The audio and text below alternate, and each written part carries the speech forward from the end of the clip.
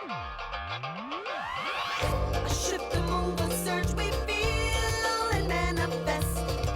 Slide from uncertainty and launch into intent. Interminable imaginaries guided by ancestor strength. Abide by no one's government. We blow into the left more. We see more. Whose life is this for? Global affinities we work within our trenches. We make love through local intentions.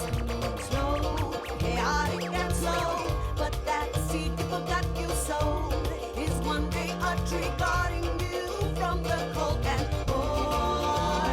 We see more from margin to the core.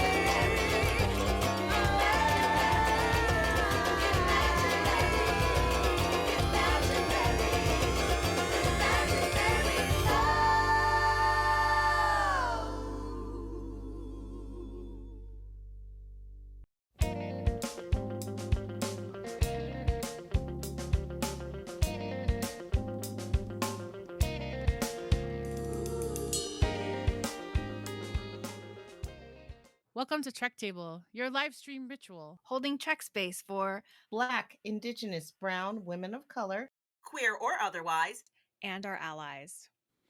Hey, what's up? I'm your host, Dayla, and today I'm holding Trek space for anybody who feels like you gotta keep the poker face on while you're trying not to freak out because you're all in. And I am your co-host, Claudia. Today I'm holding Trek space for making winning moves in a losing circumstance. Hi, I'm your co-host Maya Mama, and I'm holding Trek space for trying your best. Hi, I am your guest, Latisha, and I'm holding Trek space for anyone who loves someone that they don't particularly like right now. Welcome to the Trek Table. We start with acknowledging that our teams for Trek Table are on the unceded lands of the Tongva, Chumash, Quiche, Ohlone, Puyallup, Akimel O'odham, Pawtucket, and Massachusetts peoples. We are grateful to the Indigenous stewards of these lands, the ancestors who have come before, those who are here now, and those who have yet to come. I invite our listeners and viewers to be in acknowledge of these lands that you are on right now. And let's just go ahead and take a breath in and out.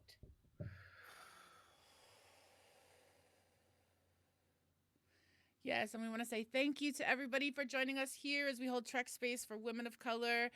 In front of our live digital audience, we want to say thanks to our special VIP chat friends who are here with us at the Trek Table. Thanks to all of you who are joining us on the Trek Table YouTube channel, in our chat for the video premiere, or catching us on the podcast. We're so happy to be here with everybody. Thanks for listening.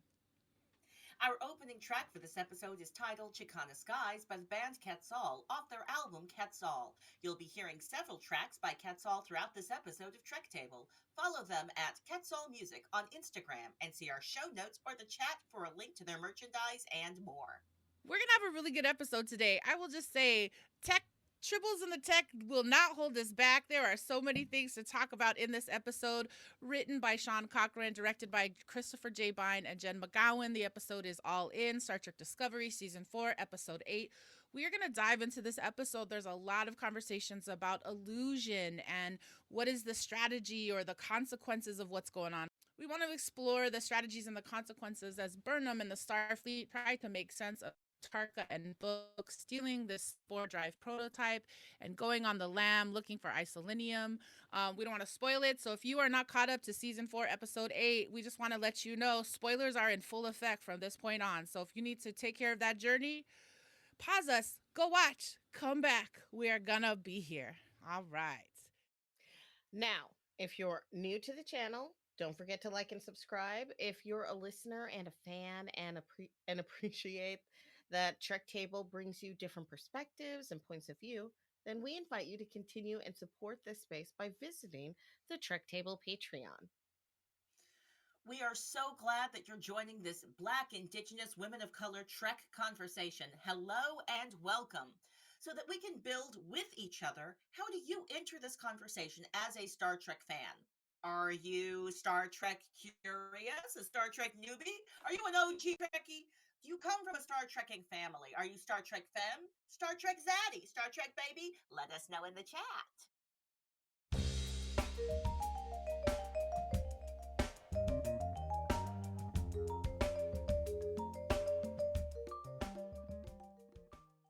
All right, so today's episode, Trek Table episode number 41, Star Trek Discovery, season 4, episode 8, All In.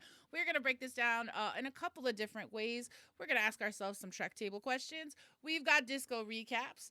Claudia's back with this brand new segment that we're trying out called Fashion Freestyle. Maya Mama's present with the disco design. I've got thematics. We're going to braid it all together. And there might be one little shenanigans today on this show. We're going to signal boost our guests. Final thoughts, gratitude, and more. So as part of our ritual, we want to know who's here, who's talking to us. So we're gonna go around, share our names, visual descriptions, any access check-in, and finally answering that question that Claudia asked us at the top of that break. How do we identify as a Star Trek fan? All right, so Claudia, you asked us that question. I'm gonna ask you to model. Can you go first? Can I ask you to check in? Hello. How you doing Hello, today? hello, Claudia. They, theirs. I also can go by she, her. Visual description: African American woman with a big old brown and slightly red tinted afro, sitting on a replicated bridge of the OG Enterprise. Let's see. My access check in. I am disabled. I have a muscle disorder, so sometimes I'm a pull a face. I'm rarely pulling a face because I don't like your Star Trek opinion. I'm pulling a face because one of my muscles is pulling me. Other than that, all of my access needs are met. I've got my today it is not Earl Grey tea hot. I went straight Janeway this morning. This is some coffee. I just got some Janeway coffee up in here. I would identify as a generational Trek person. I got this from my family, and I'm spreading it to the next generations. And I'm poly sci-fi fantasy. I love all the stories. I love it. I love it. Thank you and welcome. Maya Mama, can I invite you to go next? Yes, I am Maya Mama. I use she, her, hers pronouns. I'm, I guess, a young-ish looking, middle-aged black woman. I'm wearing this new shirt. So it says Ritos on it. Ooh. I'm wearing some brown and gold eye makeup and my shiny red lip. I have insignia on my shirt and my normal hair afro. I'm from a generational Star Trek family, and I identify as omni sci-fi. Hi, this is Dayla. My pronouns are she, he, they, and Dayla. My visual check-in is that I'm a mixed race Filipinx person with blue hair that is currently coiled on top of my head. The light, you can't really see it all, but it's super fun. My access check-in is just juggling all the things and excited to be here and be present. I'm a Trek fan, Trek head, original Star Trek Next Generation person, poly sci-fi head. I love so many different parts of the sci-fi fantasy world, but I would definitely say Star Trek is one of my main loves, and currently right now, ever since I found it, Star Trek Discovery has been the primary in my heart. So that is how I identify. Claudia, can I ask you to introduce our guest? I am so excited to welcome our guest to this week's show, Latisha Jones. Latisha Jones is a theater artist, screenwriter, and host of Interspectional, a podcast that focuses on nerds talking about nerdish through a social justice lens. Interspectional Pod, Star Trek, Latisha, welcome. Can I invite you to join us in our check-in and share your pronouns, visual description, access check-in, and how you identify as a Star Trek fan? Thank you so much. I'm doing very well. So my name's actually pronounced Latisha, so it's like, the E sound in the middle. I don't know why that I is there, but it's like transforming into a different sound. Also, I use she, her pronouns. I'm pretty doing good as far as access needs. I've got my water here, so doing well as far as that is concerned. Y'all might hear a cat at some point because she's loud, so letting y'all know. I am a black woman with twist in my hair, kind of parted to one side. I have my Balana Taurus t-shirt on that says nothing is impossible as long as you want it badly enough. And my background is in line with that. It is the engine room of Voyager, Balana Taurus's domain, where you can fix a warp drive and punch someone in the nose with equal skill. And I appreciate that. I identify as a Trek fan slash like Barge storyteller in a way, because while I have memories of my granddad watching Star Trek with me, the Star Trek that was mine was Voyager. So Star Trek is kind of like my touchstone in general when it comes to all things sci-fi. And speaking of all things sci-fi, I'm a lot like so many of us. I'm a poly sci-fi person. I was stuck on the Sci-Fi Channel as a child. Just, yeah. I love it. Well, welcome. Thank you so much for being here. Welcome to all who enter. Whether you're a newbie who's raised in a Star Trekking family, welcome. Let's build this space together.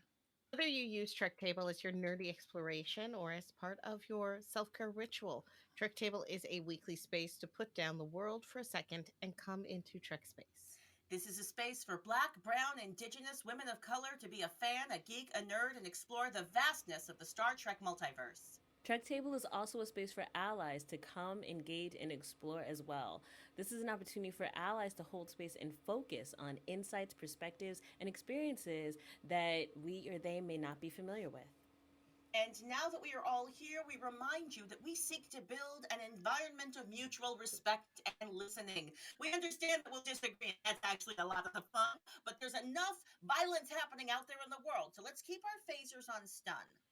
We want to go ahead and breathe in all these agreements. Let's go ahead and take a breath in. And exhale. All right, Trek Table. Here we are with our Trek Table questions posed to our Trek Table assembled here and to those participating in our channel chat. This episode, who was the best character and why? Mira que regresa el maldito. Viene con las manos llenitas de piedra que no quiere arrojar. So here we are. We're back with Trek Table question number 1. Who was the best character in this episode and why? We want to hear your notes. We need you to have some receipts. Maya Mama, we're going to start with you. We got a lot of cool new characters in today's episode. What was one of them that you liked? And it doesn't have to be a new one. It could be somebody that we already have a relationship with. Who did you like? Oh yeah, it's Owo. I don't think we actually even need to like do this. That's it. All right. No, I'm just kidding. I loved how she got. I loved how she was getting information out of Todd. But like all like you have something.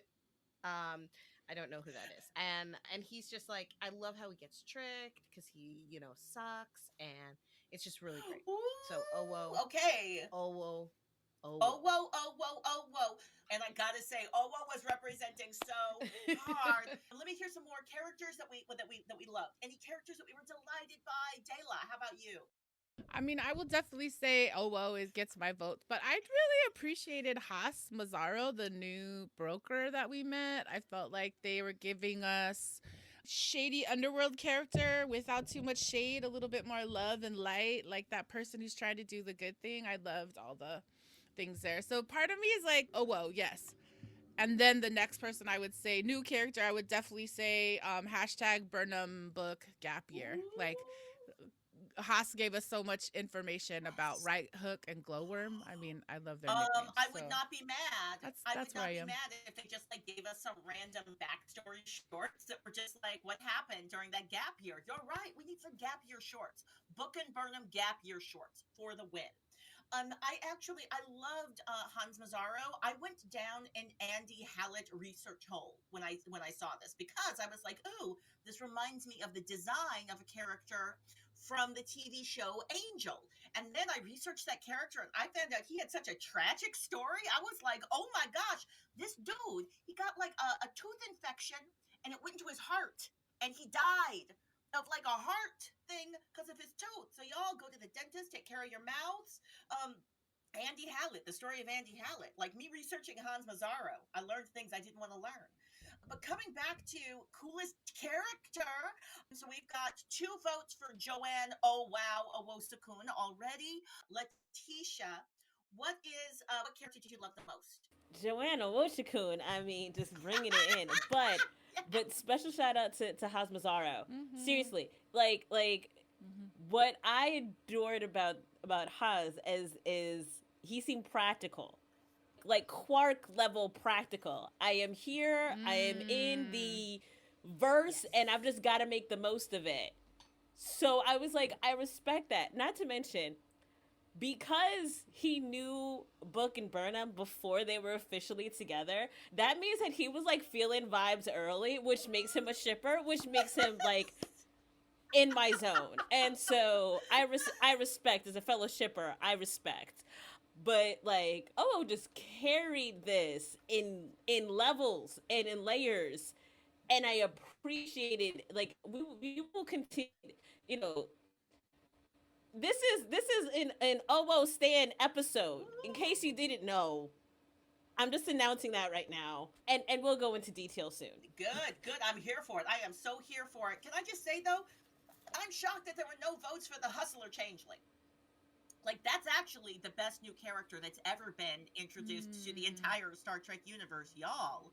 This is the coolest character. And also, did you clock that she was black? I was like, wait a second, changelings can be of color? You're a black changeling. Nobody's talking about it. This changeling was what? Like, was like a blinking eye alien? This changeling was like a weird, creepy looking dude skulking around. This changeling was making moves and making money, y'all. This changeling had them so confused, nobody could catch him. They need to like bring in, like, it took like a whole tag team to catch this changeling. So, Hustler Changeling is my vote, but also it seems like the ratio speaks. Oh, oh, for the win! Oh, for the win! I respect the Hustler Changeling changing into a Tribble. Yes! Like the Tribble change That was got me. Oh my God! A rolling triple. I was like, That was awesome. That was "Woo! That's awesome. amazing. That's That amazing." was awesome. And that was Trek Table question number 1. Trick Table is brought to you in part by Outside In Theater. Outside In is an evolving force in equitable and transformative storytelling. For more information on Outside In Theater, check out their website at outsideintheater.org.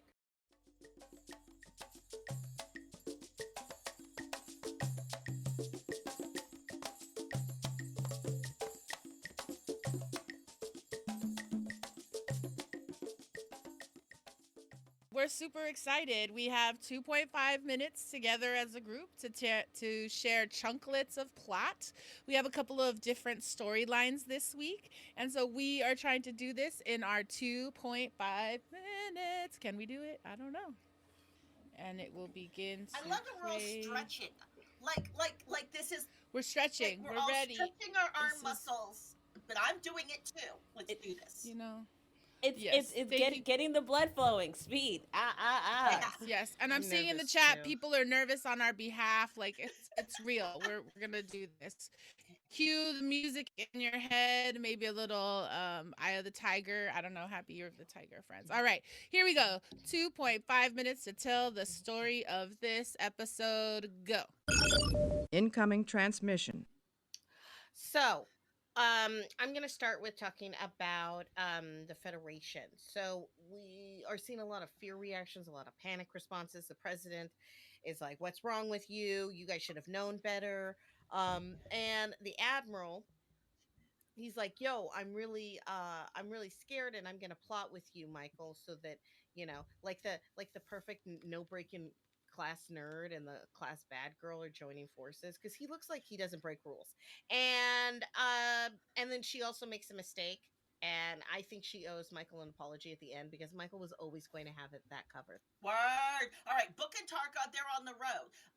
Tarka's trying to make friends. He's like, let's be best friends. And Book is like, I am here because I'm trying to save the universe. This is not a buddy cop show. Get it together. Tarka then reveals, I actually don't have the entire plan. And Book is like, what? Okay, I have to go get some like magical crystals or something, some isolinium. I think that's what they need to get. I forget what they had to get. So he's like, bet. I know a sneaky place to go get it. And so they go to the sneaky place he knows, which is a pleasure barge or like a gambling barge or something, a secret barge. Anyway, they go to it, and then the guy is still mad at him for like shenanigans we saw in like the first time we saw him with that with the worm, the transform stuff. And so he has to find somebody who's cheating the gambling situation so that he can get the special stuff. And also Michael is there, and there's drama. Okay, so Burnham and Woshikun. Burnham and Woshikun go on a mini adventure together, basically doing like black girl therapy really quickly with each other, being there for each other. Then they go in and they're like, okay, now we're doing like black girl magic / black girl, we're just gonna beat people up. So Woshikun's like, I'm gonna handle that business. Burnham is like, I will support you. They keep on supporting each other spiritually and communication. Then when it's all over, while Burnham has Books back, they also have to negotiate all these other dudes. They solve it, they make it happen, and then they're out. Boom. And there's so much time left to say that we get this really amazing shot of Colbert trying to clean his quarters and just having a little freak out. And we finally learn that the Dot 23s clean their bedrooms for them. And Stamets wants him to know that they can just go walk in the flowery fields on this new holodeck program. And that, my friends, is this day's disco recap. Oh, yes. Okay. All right. For the win. That was That was hard. Very that was good. hard. This episode actually it had was so great. many details in it. Amazing. Well, and if you're looking for an act by act breakdown, we recommend Kennedy Allen's recap at Women at Warp. Links are on the screen and in your Trek Table show notes. And this brings us now to our second Trek Table question. How would you make money on a karma barge? Mira que regresa el maldito. Viene con las manos llenitas de piedra que no quiere arrojar. All right, so here we are. We are on the karma barge. This is Trek Table question number 2. I'm asking you how would you make money on this barge? Because each one of the characters, they come to the barge with money, but it's not enough money to get what they need. So everybody has to like flip that money and turn it into more money in some way. Some people fight, some people gamble. I'm wondering, what would you do? Dela, you're on the karma barge. You got to make some money real quick. What you gonna do? I think that I would probably try to be a singer, or I would try to be the events coordinator on the party barge and see if I could help sell like special events on the party barge. Bring your friends, go through the snake, have a great time with this suite and all the gaming you want. So that's probably I can 100%. although I wish see I could do something that I don't do in this world. So You know, I'm realizing I've seen a lot of like gambling establishments, party spaces in Star Trek. I didn't see the entertainment. Where were the entertainers on this barge? They needed you, actually. Latisha? I mean, go ahead. You're about to say something. Go ahead, Dela. no, I'm gonna let Latisha go. I want to hear what Latisha's gonna do in this karma How you barge. making money on the karma barge, Latisha? Okay, so it depends on timing, but I would want to be the bartender. So bartender, food and beverage, because I can make money honestly and then hear everybody's secrets and sell them on the sly. So, you know, that's the plan. So you're like doing like a Quark kind of a positionality, but also like a Guinan kind of positionality. I'm feeling this. This is very strategic, very smart. I love it. Maya Mama, you're on a karma barge. You got to make some money. How you going to make that money on the karma barge? Well, this is my life.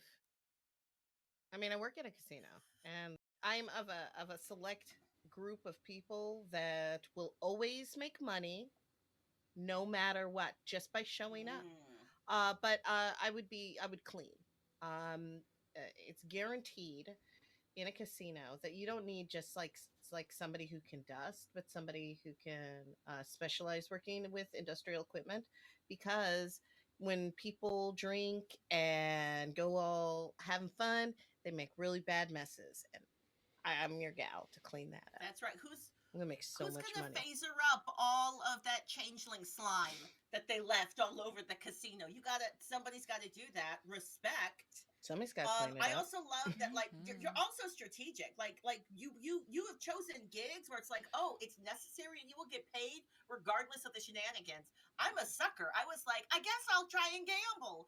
I mean, I don't think that I could ever fight like Owu, so I don't think I should put myself in the ring. Ooh, hey, we have somebody in the chat saying, what about cleaning up the blood and guts from the casino fights? Yeah, exactly. This is guaranteed. I'm mad. Y'all are so much smarter than me. You all got yourself really I'm good certified gigs. I'm certified in cleaning up biohazardous waste. So like just amazing. I think that in the story of Star Trek that I was in, the stakes would be higher. It would be a much more exciting episode with me because I would be more likely to lose all of my money because I'm gambling. I'm sitting there being like, how does this game work? What are the marks on the cards? Let's do this. Is this Fizzwig? Fizzbang? Let's do it. And that... Did I get it? That was Trek Table question number 2. Yes, and if you are enjoying all of our banter and you want to follow along with us, we invite you to follow us on social media at Trek Table on Instagram and at Trek_Table on Twitter.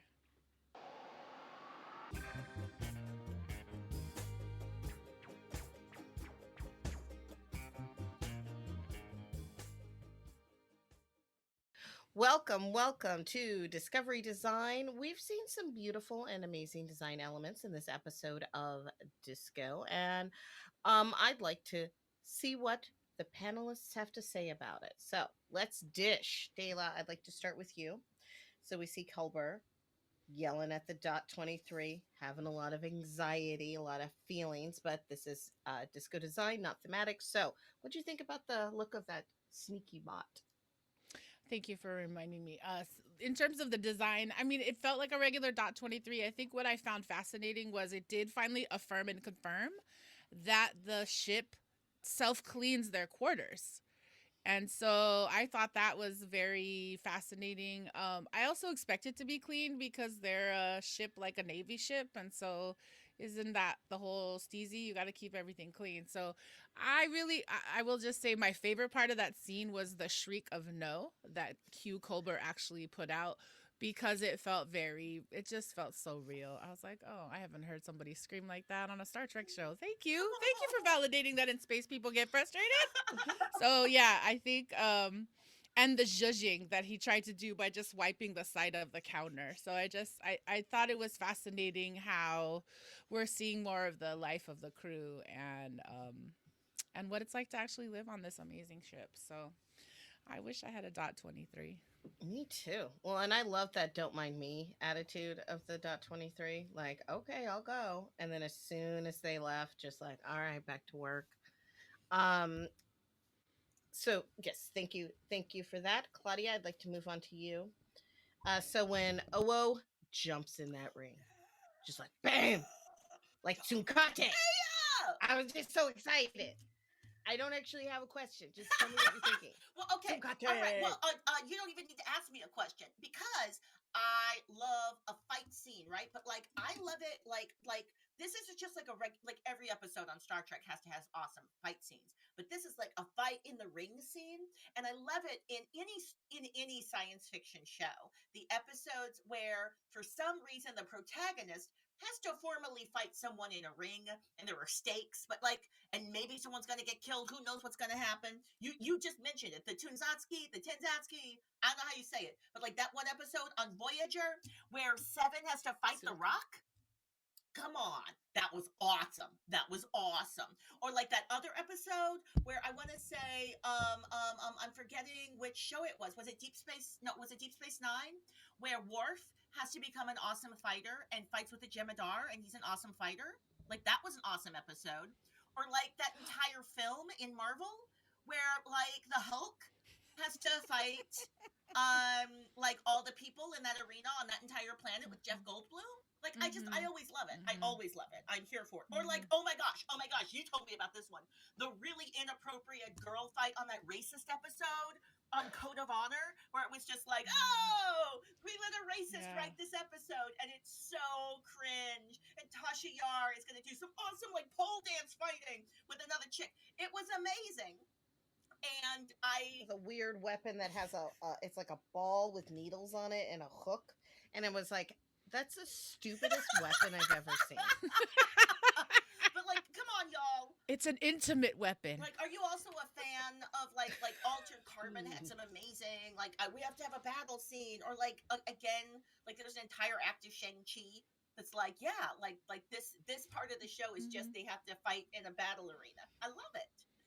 When Giorgio is on Shang-Chi. Yeah, when Giorgio shows up on Shang-Chi. Yes.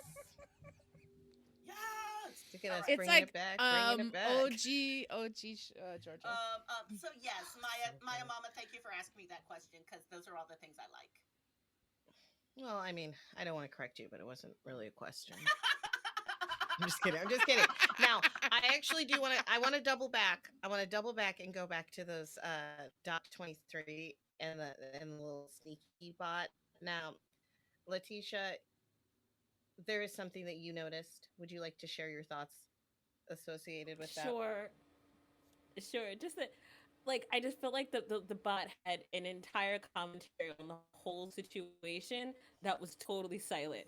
Like, if you just watch exactly, and then after they leave, I would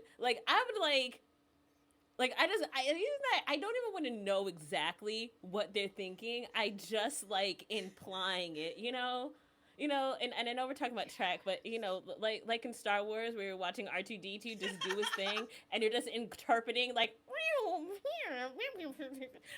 that's how I felt about this bot, and I appreciate that it was designed in such a way that its movements, while subtle, seem to carry personality. Absolutely. Well, thank you very much. Now, I already stated, like, for me, my favorite thing was looking in the on the Karma Barge. Also, a super funny name for it. And I just really like, yeah.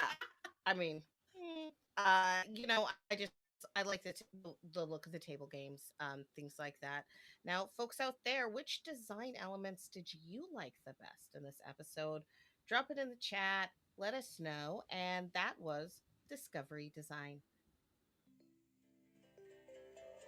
Fashion, freestyle, fashion, Describing many outfits. fashion, freestyle, fashion, Describing many outfits. on track table, fashion, freestyle, Describing many outfits. on track table. Welcome to our newest segment, Fashion Freestyle, where we share fashion from the show, and we're going to freestyle fashion descriptions. Imagine this. Imagine I have taken one of the Trek Table people. I just grabbed them. I threw them onto a stage. I gave them a microphone, and I am now forcing them to describe an outfit. Your job is to describe that outfit so audience members would want to buy it, and also make sure that that model feels good about themselves.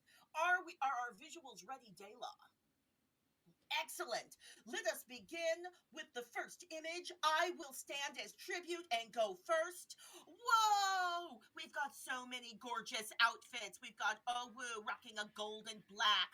We've got awesome a ruffian fashion, and also we have got some amazing hairstyles in this shot. Yes, get it. What's our next image? Could we go a little tighter and describe some detail on this? Dayla, I'm going to invite you to get detailed on it. I just want to honor that we're seeing the worker on the barge in her sexy leather outfit. It looks like she's got multiple straps going on because she's carrying a tray in front of her, like the classic cigarette girl. But the thing that I was really trying to zoom in on this, the thing that we're trying to really see is I just appreciate all the women of color hair, the braids, the multiple braids, the way the braids are up, the way the braids are down, just really showing us a universe, a future with Black women with lots of complex hair. So I'm gonna give that shout out. See that, love that, feel that as a non-Black woman. Go ahead, I'm excited. Yeah. Woo, black hairstyles for the win. Here we are coming with our next fashion freestyle moment. This is going to be Maya Mama. You're going to be describing this image and go. Oh, well, we see here Captain Right Hook Yeah. showing off. Mhm. Well, and you really get to see, how much freedom of movement you get with those uniforms. When you look at the gentleman here, it doesn't look like his coat gives him just as much reach, which is why he's not really able to really do much of anything in the defeating. But I really do actually like the pattern of his tank. And it's a really there's a lot of red going on with both of them, and they really kind of complement each other. And then in the background, we see some Book just chilling in his cool jacket as well. Book, always It's fabulous nice. in black. We are loving it. Here's our last image for our fashion freestyle. Latisha, you are up. Describe. Okay, we have Oz coming in with the green, which is great as his undershirt, and then the brown vest. So we have this textured vibe of his undervest. So it was like, okay, this is what's comfortable for him. No, not necessarily comfortable for me, but I'm glad he's rocking it. And then we have the vest that has things on the side. So it's like, I'm here. I'm slightly formal, but I'm chill. Pay attention to me. And can't leave out the gloves. The glove is like, if it gets messy, my fingerprints will not be here. Respect to Haas and him running his barge. Thank you. Woo! And that was all of the sexy, amazing, fabulous looks in this episode of Star Trek Discovery Fashion Freestyle. Fashion. Freestyle. Star Freestyle. Describing mini outfits. Fashion. Freestyle. Star Freestyle. Describing mini outfits. Fashion. And if you're enjoying the Trek Table, why not come and join us next week after you've had a chance to watch season 4, episode 9, the new episode that comes out this Thursday, February 17th. Trek Table is all in about season 4, and we're excited. We have special guests coming next week as well. Maya Mama, can you tell us a little bit about who's going to join us for next week's episode? Yes, we're super excited to welcome Malika for Trek Table number 42 as we deep dive into Star Trek Discovery Season 4, Episode 9. VIP recording sessions are on Saturday mornings. Plenty of time to catch up on that episode that drops Thursday, February 17th. If you want to join us, sign up for the mailing list, find out how to be a member in our VIP recording session. So now, after all that thinking and sharing, it's time to think and share some more with thematics.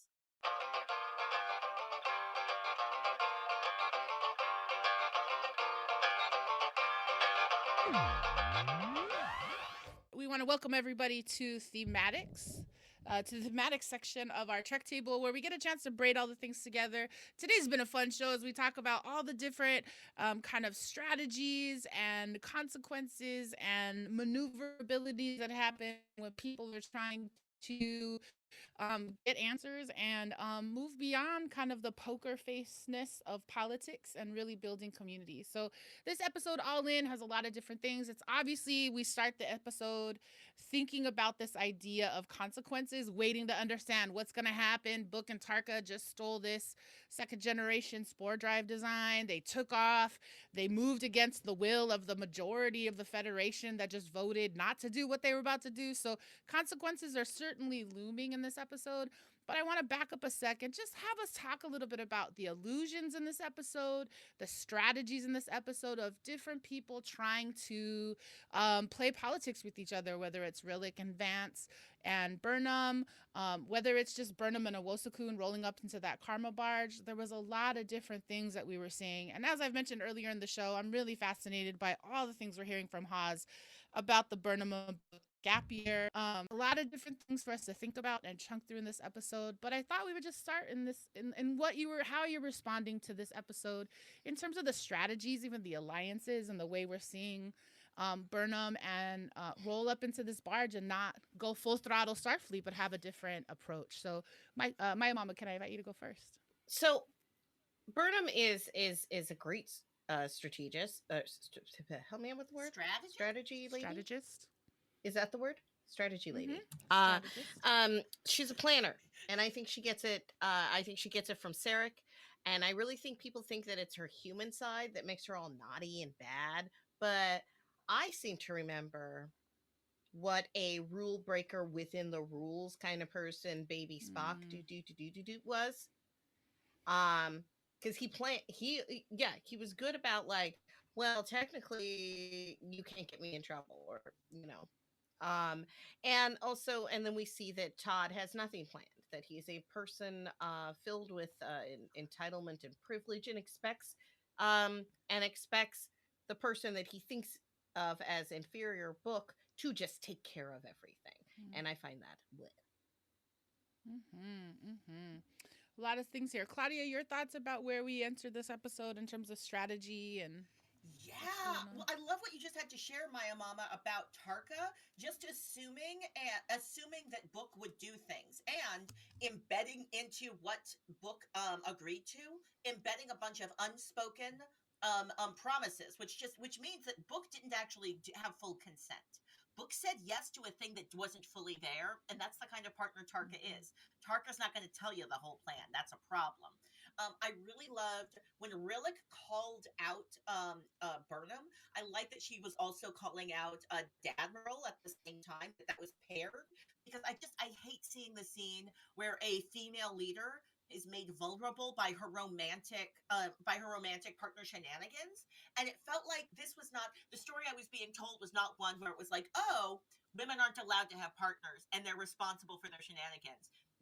Like, Rillick was fully freaking out, said it all out loud. But I did find it problematic that Dadmiral was like, hey, United Front, you got it, Rillick. And then behind Rillick's back was like, yo, on the DL, Burnham, please go find Book and handle this yourself. Let's break the rules. I think that's problematic, and it always will put Burnham in a bad position to have to. I like that Book and Burnham say what they mean. They always say what they mean, and I respect that more than I respect shenanigans. Yeah. Thank you, Claudia. Before I comment, I'm going to invite Latisha in here. Your thoughts on these strategies, things that Claudia said, things that my mama said. Yeah, I just want to double back on that because I was mentioning I watched the Ready Room too when Sneeko and Dave were both talking about how much Book and Burnham respect each other. And even in this moment, that respect is not broken. And they're very clear talking about like that, like I said, that direct communication. You have this thing you're doing. I have this thing I'm doing. And truth of the matter is, I respect you for going in on your convictions, even if they conflict with me right now, which is like something that is so unspoken, but so powerful, which is different than what you're talking about with Rillick and the Admiral, because their version of strategy is very much manipulating people and having them do additional labor that no one essentially agreed to, which also doubles back with, Tarka Toddy being like, here's the additional labor that I expect of you that we never agreed to previously. And so you have these two characters who are often being asked to do additional things that they didn't agree to, but because of forces either above them or somewhat beyond their control, they have to make things work. And it's like, why are you relying on my genius? Like, really? I see you, my mama. Well, Book really was supposed to just drive them there, right? I mean, that was really just the only thing he was supposed to do, was just drive them there. He wasn't supposed to put himself in danger. He wasn't supposed to find chemicals. He's just supposed to operate the fancy new tiny spore drive, nothing more. He kept talking about how, like, I'm gonna have to pay for this in the end. I'm being a realist and all that. Yep. Yeah, and I want to say that hearing all this, it just made me so happy. I was really worried about Are we going to see Burnham and Book talk to each other? Are we going to spend another 2 episodes where they don't talk to each other and we get that storyline of the I don't know what my boo is doing? And so I just appreciated we didn't even have to go there. We got to see, and then we just got to see another way that Burnham and Book are different, the way that we get to see different kinds of relationships.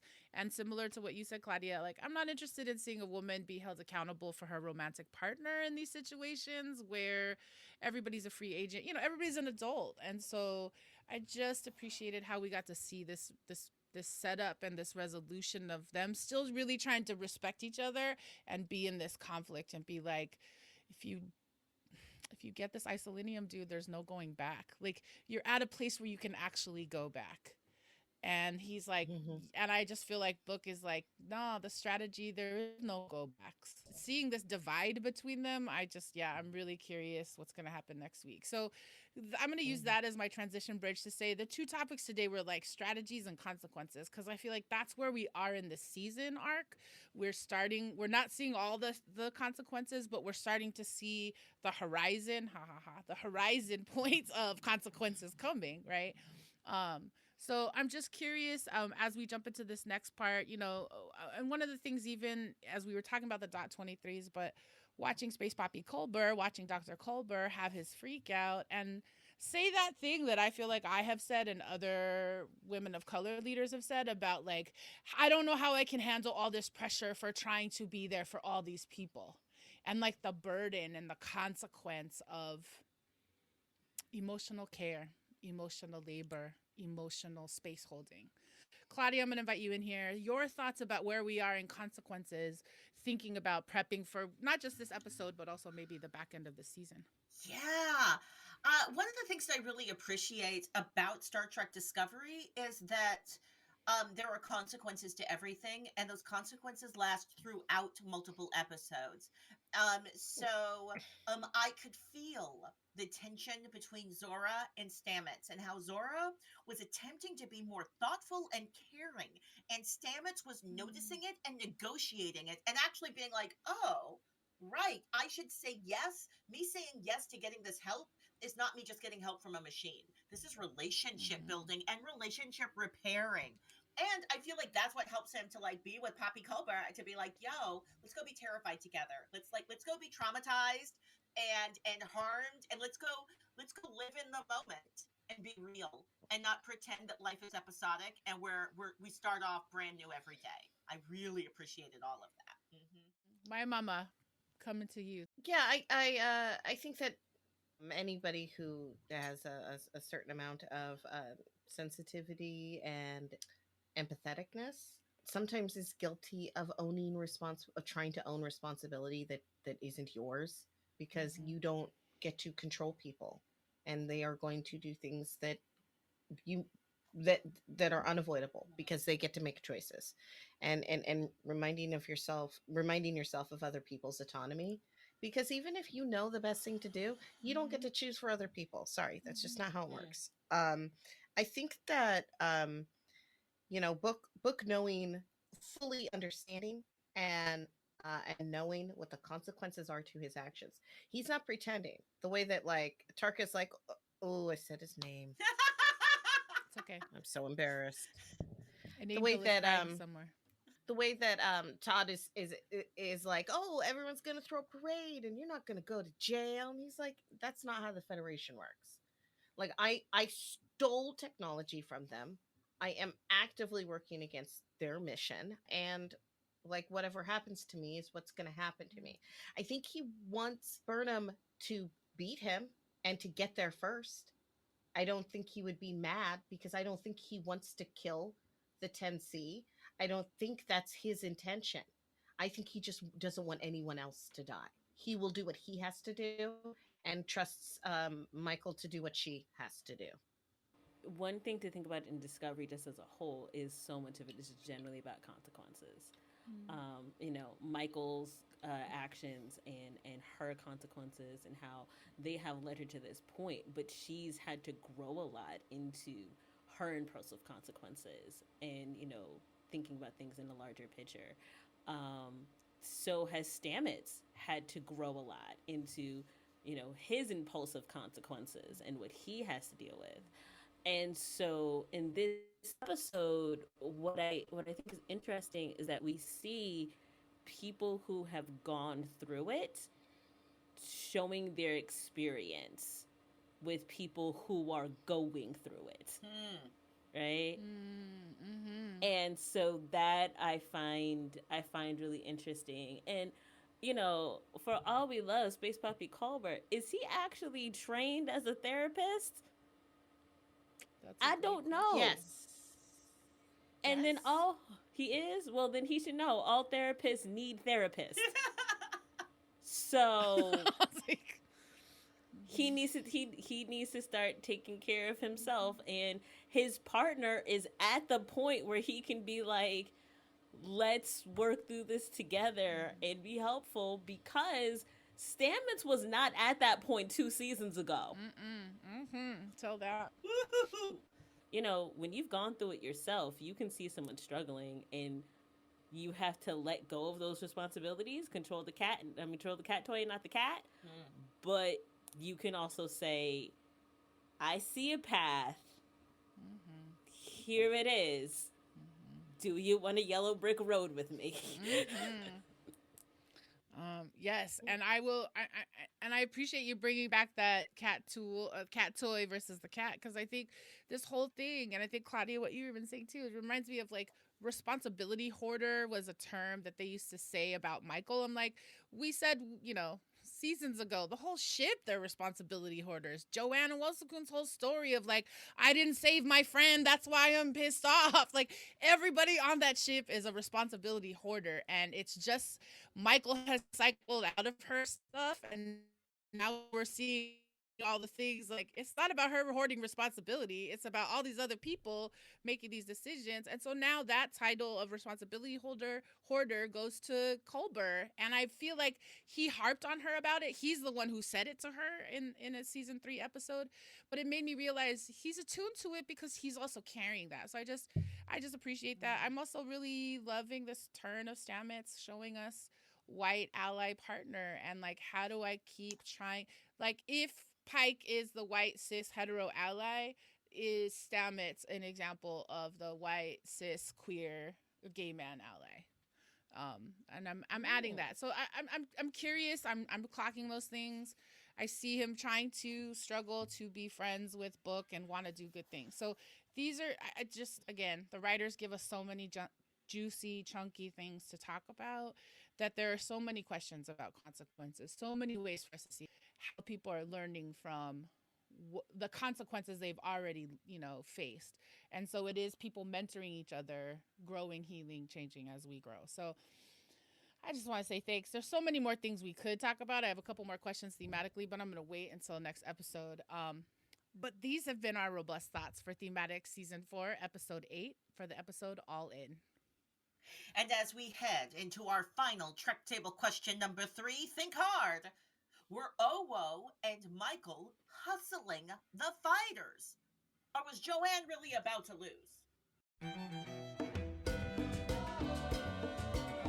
Mira que regresa el maldito. Viene con las manos llenitas de piedra que no quiere arrojar. And here we are back with Trek Table question number 3. Were Owo and Michael hustling the fighters, or were they about to lose? So we know that Joanne has a track record of risking her life to save everyone. Like, I 100% saw you drop something really dramatically, Maya Mama, and then like try to get real still. Like, that was gonna make us not hear the thing that you dropped, but that did not. That's not how that works. So we all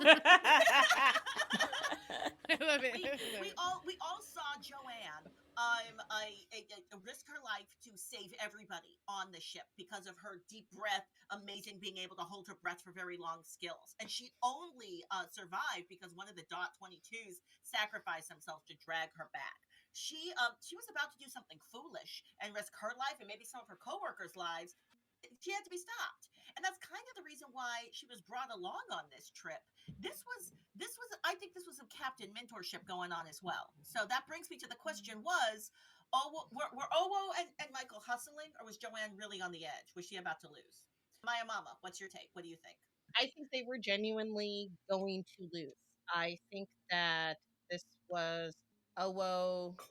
I think this is just like, you know how sometimes everything goes wrong and then it goes wrong and then it goes wrong and then for some reason it just worked out. I think that it's like, I don't know, gambling or something. I think that Michael was ready to stop. I think she genuinely she felt responsible for Owo feeling responsible for everything. Like Owo felt like I gotta win, I gotta win, I gotta win.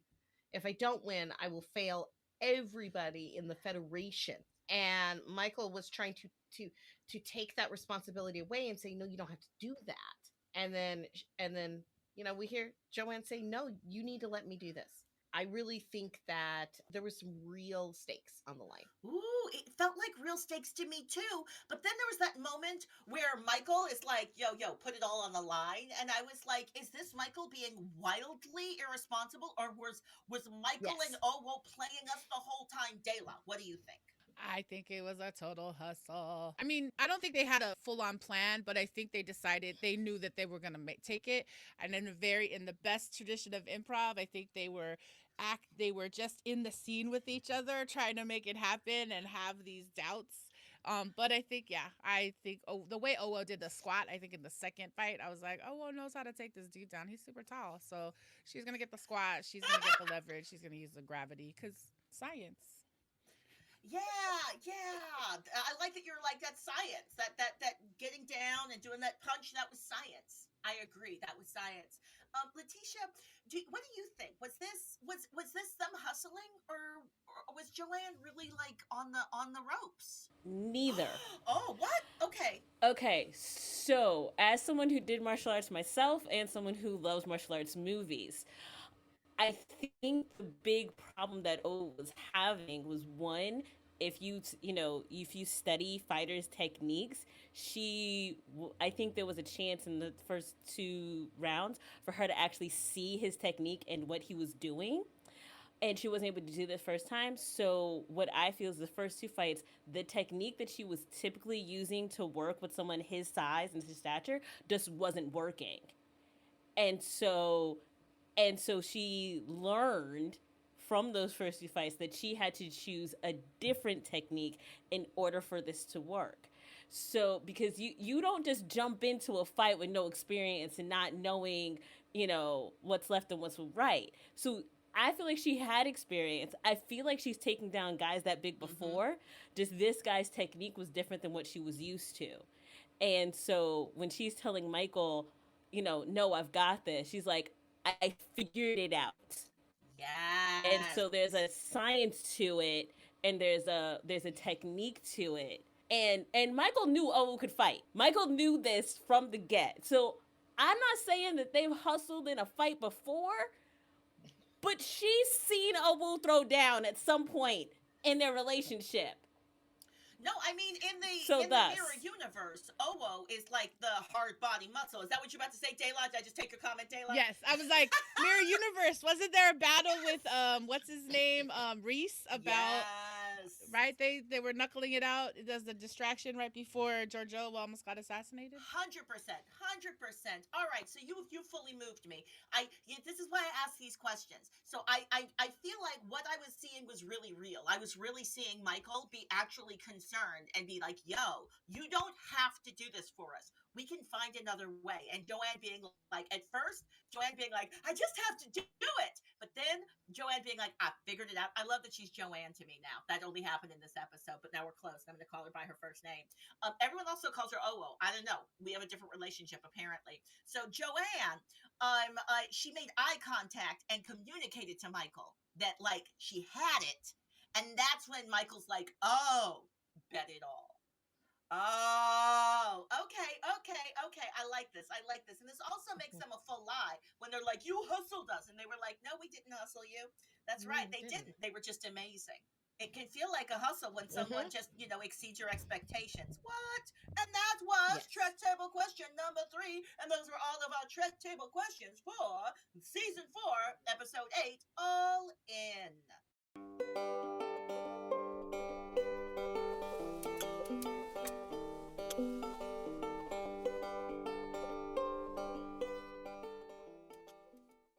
We here at the Trek Table strive to hold space for Black, Indigenous, Brown women of color, and we want to amplify and highlight the work of women of color content creators, community builders, and world shapers. And today we're super excited. Our guest has been Latisha Jones from Interspectional Podcast, and we wanted to just give you a brief moment.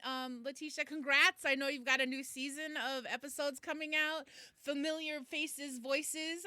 But yeah, we want to pump it, say thanks for being here today. You want to tell us about Interspectional? What's up for you?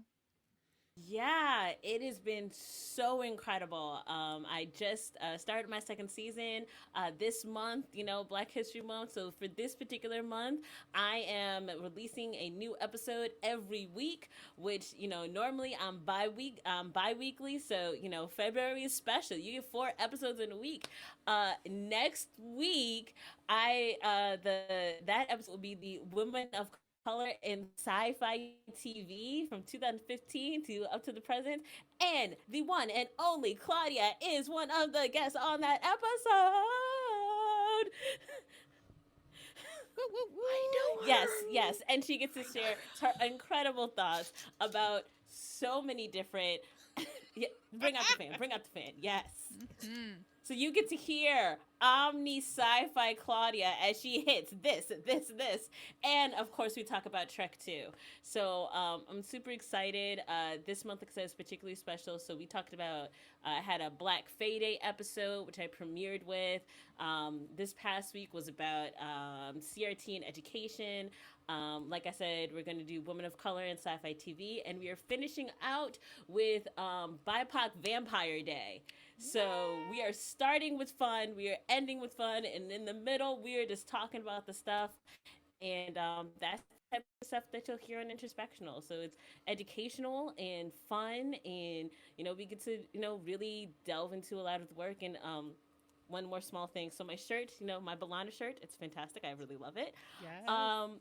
It was gifted to me by one of my previous guests, Dr. Luz, who is a radiologist and huge Trek fan. And so she's on my Latinx representation in space episode and my Star Trek period drama episode. So please go back and listen to the catalog, too, because it's some really fun stuff. Yes, and Dr. Luce was a guest during your IDIC podcast episode, right? Yep. The Star Trek as period drama. Yes, and I'm seeing Claudia make all the movement and gestures. We're so excited always to meet folks. And I thank you so much. We're so excited. Thanks for being here today, but also just thanks for making great content in the world. And we're so happy to be in community with you. Thank you, Trek Table. For our listeners, so honored to just be at the table. Yeah. Latisha, do you want to tell us where people can find you? Yeah, absolutely. So you can find Interspectional. I have a website, www.interspectional.com. So it's spelled like intersectional, but with a P in the middle. So that's probably the easiest way to remember it. You can also find me on Twitter at Interspectional and Instagram, Interspectional Pod. So those are the best places to find me. I also have a Facebook page. So let's keep the conversation going. Oh, side note, me and Dayla need to talk about Farscape at some point. Yeah, I gotta join you. I think that I think it's birthing right now. Trek Table's curious about maybe we do a mishmash and we do an Interspectional Trek Table mashup to watch Farscape. I don't know. There's things there. We talk about how Zora and Maya are both living ships. Come on. What? Come on, Zora. I mean, They are. really. They have a special symbiotic relationship with their pilot. It's And it's traumatic every time a pilot has to bond with the interface. Their parallels are just showing us the value of storytelling in science fiction culture. So I just want to honor all of that and say, yeah, there's so many future things to talk about. If you're a listener and a viewer and you like Farscape too and you want to support us, we're not mad. You can support by helping us make these things come together. If you know someone else who is a woman of color content creator and you want us to help amplify her, invite her to the Trek Table, we would love to know. We would love to meet her and be able to have her be a guest just like Latisha was today.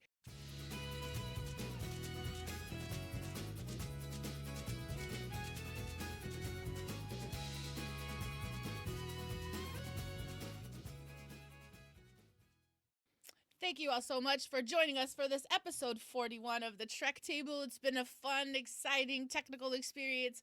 And as is the case every single week, we want to end, no matter what we did in this show, we got to tell you some final thoughts for our episode. Season 4, Episode 8, All In for Star Trek Discovery. You know, I'm going to go first. Okay, here's my final thought. I really am excited that we get to see the disco queer fam bam in all these plots, and I love that even though we didn't get a lot of it, that we got to see Stamets and Kolba really have this moment. And I just like I said earlier, his scream of no felt like one of the most realist sound cues I've heard in a long time, and I really appreciate that. And I will say, as my final thought, I'm going to share a small poem that we will release as a thing later. I've never read it, so I'm just gonna read it and see how it goes. Damn, Joanne! Oh wow! Awosakun and her ability to be the champion for us, to be that fighter in the ring, showing us what she's got, to be able to be a hustler, assessing this gigantic fool and that squat real low. And to take this dude down, getting those odds counted up so that when they count her out at 45-1, we know that is when she is going to spring, jump. I'm going to listen to your hype squad, Michael Burnham, and in that last minute, I'm going to turn to my waitress and bet it all on Awosakun. Get it, Joanne. Oh, wow, Awosakun. Damn, and Captain Burnham as your hype squad? Shouting it out loud and proud. Joanne, oh, wow, Awosakun. Verse 2. Last thing. Damn, Captain Burnham, also be a part of the B squared, that Burnham and Book gap year, all those stories were missing when you did way more than kissing as you roamed through the galaxies as couriers. Now you got us all up in here as worriers and landed at Haz's spot. And he knows you so well. Still, we're thirsty to hear that story about why he calls y'all Right Hook and Glowworm. I know when it's your turn to have the catalog of references about that time on, and that moment with that guy, and damn. B squared, Burnham and Book. I'm with Haz on this one. I hope you all work it out. And those were my final thoughts. Thank you for letting me share. All right. A little bit long, but I did the poem. All right. So, as is our case, I'm going to invite Latisha, our guest. You've been so wonderful. Thank you so much for being here. Your final thoughts on Star Trek Season 4, Episode 8, All In.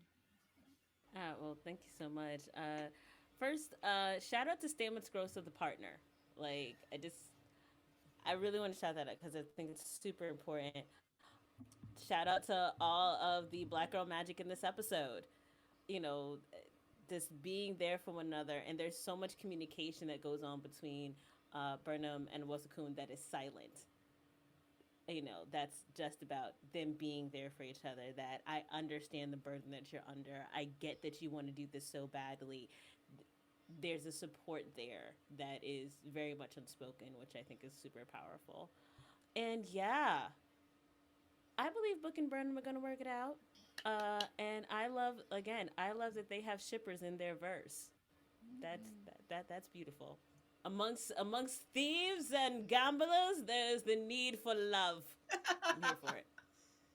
Maya Mama, your final thoughts on this episode? Well, I'm hopeful that Burnham is going to be able to stop Book before it's too late, but I also think that that's probably really boring storytelling. And I don't think we're going to get that. Like, it would be really nice if it was like she said the right thing, or Torkelson said like just the wrong thing. It would be great, but I'm not too hopeful on that. But I really do hope those crazy kids really work it out. Okay, another vote for the crazy kids working it out. Claudia, your final thoughts on Star Trek Discovery Season 4, Episode 8, All In. I believe we have one more devastating reveal from Tarka. I'm not sure what it is, but I'm really curious to find out. One of the things that I love about Discovery is that it gives me, I think it's going to give me a bunch of people making bad choices rather than bad guys. It's going to give me a bunch of situations that have bad consequences, but people who don't have bad intentions. And I think that, frankly, that's more interesting storytelling-wise. So I'm excited that I guess I'm forecasting and I'm hoping that that's what we're going to get the rest of the season. And those are our final thoughts on Star Trek Discovery Season 4, Episode 8, All In. We hope that you'll be joining us on February 20th, 2022, when we talk about Season 4, Episode 9 of Star Trek Discovery.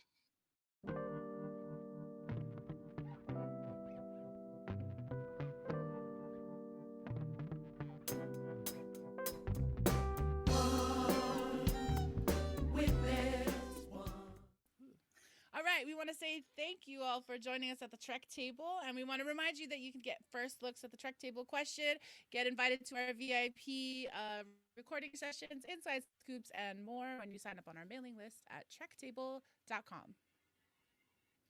Find Trek Table Podcasts on iTunes, Google Podcasts, and wherever you find your podcasts. Like and subscribe to this channel so you can get more Trek Table into your algorithms. Like and subscribe to us on Instagram at Trek Table and on Twitter at Trek_Table. Yes, and I just want to say thanks so much to our Trek Table assembled here today. You all are amazing. Thanks so much to Claudia Alick and Maia Mills-Low, our regular co-hosts for this ritual. And we want to give a big shout out and thanks to our special guest today, Latisha Jones. Big love. Thank you so much.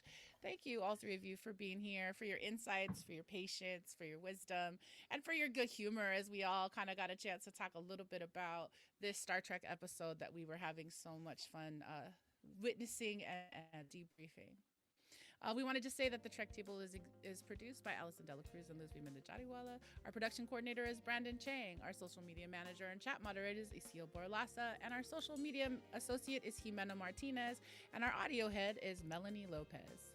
Trek Table was brought to you in part by Outside In Theater. For more information about Outside In Theater, go to outsideintheater.org or their YouTube channel. The link is below in our show description or on their Twitch channel at twitch.com/outsideintheater. Thanks to Dr. Deborah Carter, Doc Zulu, and Nancy Yap, and our partners at Visual Communications. We also want to say thanks so much to our partners at Calling Up Justice. Trek Table is a service mark of De La Projects, LLC. Yes, and we want to say thank you so much for joining us for this episode 41 of the Trek Table. We appreciate you so much. And so we want to go ahead and close out this ritual. And let's go ahead and center ourselves in your chair. And go ahead and take one more big breath in.